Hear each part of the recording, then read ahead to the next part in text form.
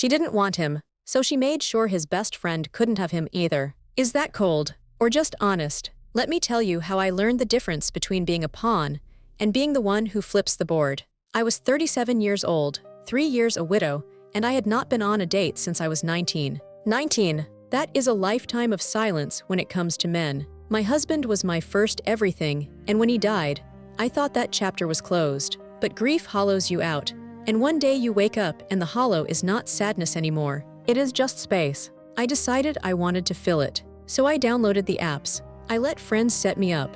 I went to dinners where men asked my hobbies, and I said things like surviving just to watch them squirm. Then I met him. Let us call him Mark. Mark was easy. He laughed at my jokes. He held doors. He looked at me like I was a person, not a project. For a few weeks, I thought maybe the universe was giving me a second chance. A simple one, a clean one. But then something changed. It started with the texts. We would be at dinner, and his phone would buzz. Once, I ignored. Twice, I glanced. By the third buzz, he was smirking at the screen, thumbs flying, while I sat across from him with a glass of wine I had stopped tasting. I asked who it was, trying to keep my voice light, and he laughed. Just my best friend. She is teasing me about being on a date. He said her name. I will call her Sarah. The way he said it like a secret handshake, like a language only the two of them spoke, made my fingers go cold around the stem of my glass. I know what you are thinking. Here comes the jealous girlfriend routine, the choose me over your friend speech.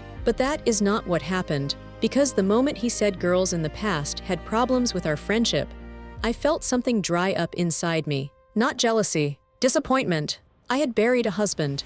I had held his hand while machines beeped and stopped beeping.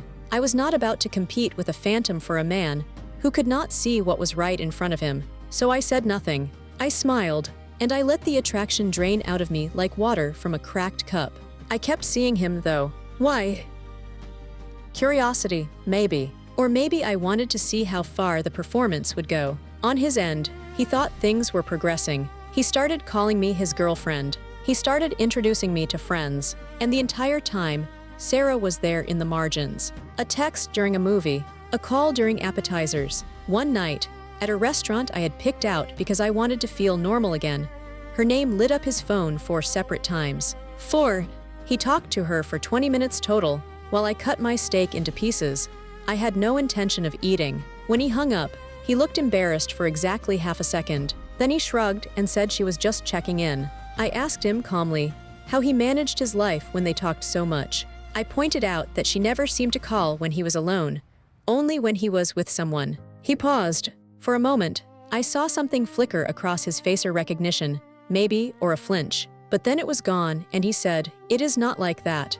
And I believed him. I believed that he genuinely did not know what it was like. Then came the night I was supposed to meet his friends. I had been dreading it, but not for the reasons he thought. I was dreading her, because by then, I had built her up in my mind as something she probably was not a rival, a gatekeeper, a woman who had made it her mission to keep him single. I expected claws. I expected territorial glances and whispered asides. What I got was worse. Sarah was warm. She hugged me the moment we met. She asked me questions about myself, real ones, and listened to the answers. When I said I was new to the city, she lit up and started listing coffee shops and bookstores I had to try. She was so eager, so genuine, that I almost felt bad for what I was about to do. Almost. We found ourselves alone on the balcony, drinks in hand, and she turned to me with this conspiratorial smile and asked, "So, how is he?" Really, she wanted the inside scoop. She wanted to hear that her best friend had finally found someone serious. And I looked at her thighs woman who had called 4 times in one dinner, who had smirked alongside him at his phone, and I said, "Oh, we are just having fun. I am not looking for anything serious. I do not see a future with him." Her face changed. It was subtle, but I saw it. The smile stayed, but something behind it collapsed. She said, "I thought you were heading somewhere serious." And I said, "No, just that." One word. And then I changed the subject. Here is what I knew in that moment. She would never call him during a date again. Not because she was jealous of me, but because she had been invested in us. She had been the one pushing him toward commitment, texting him for updates, calling to make sure he was not messing it up. And I had just told her there was nothing to root for. I had taken the scaffolding out from under her enthusiasm. She would go quiet now. She would disappear into her own life and leave him wondering why. And that is exactly what happened. The next time I saw Mark, he was different. Subdued. His phone sat on the table between us, face up, screen dark.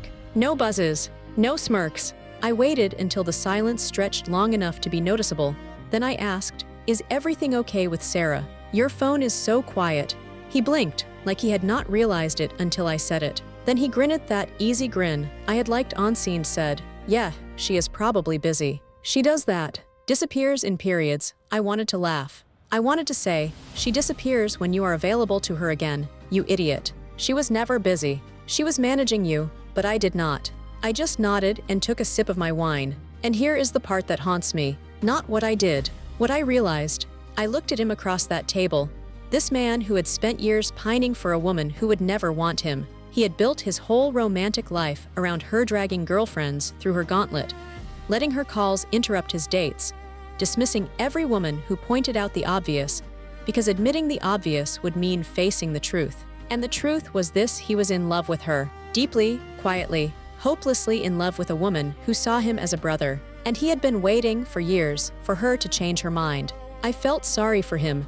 I did. But I also felt something colder, because I had been the one to show him the empty space where her attention used to be. I had not warned him. I had not fought for him. I had simply removed the obstacle and watched him stumble. Could I have told him? Maybe. But I know men like him. If I had said, "Your friend is the reason women leave," he would have heard jealousy. He would have heard rivalry. He would have folded me into the long line of women who could not handle his friendship with Sarah.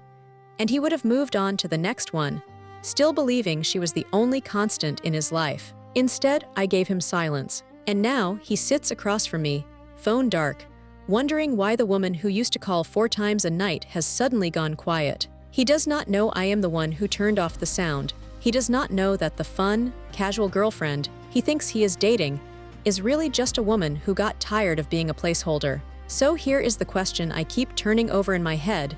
Did I do something cruel? Or did I simply refuse to be collateral damage in a one-sided love story that was never about me? I made sure his best friend would not have him either, but maybe, in the end, I was the only one who saw him clearly enough to let him go.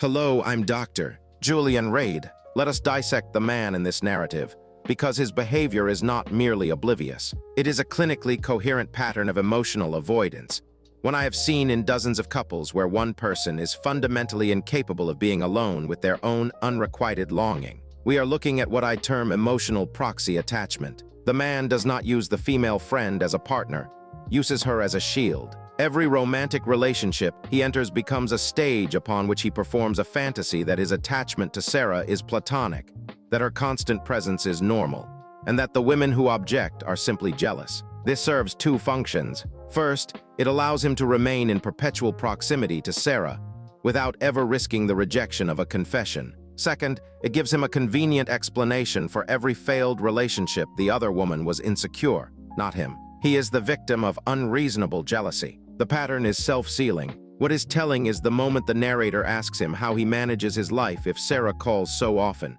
and he pauses. That pause is a micro-expression of cognitive dissonance. For a fraction of a second, the architecture of his self-deception trembled. Then he reasserted the narrative. It is not like that.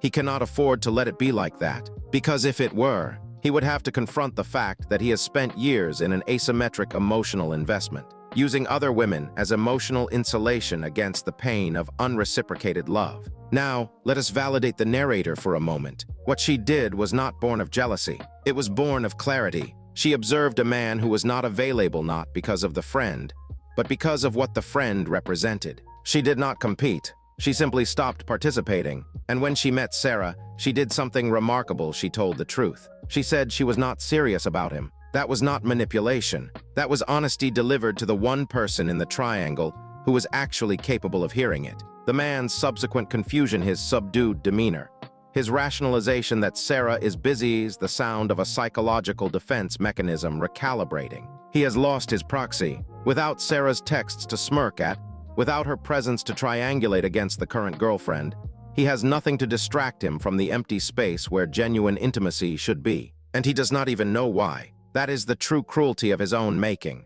So where does the moral weight fall? The narrator did not deceive. She merely refused to be a prop in a one-man play about unrequited love.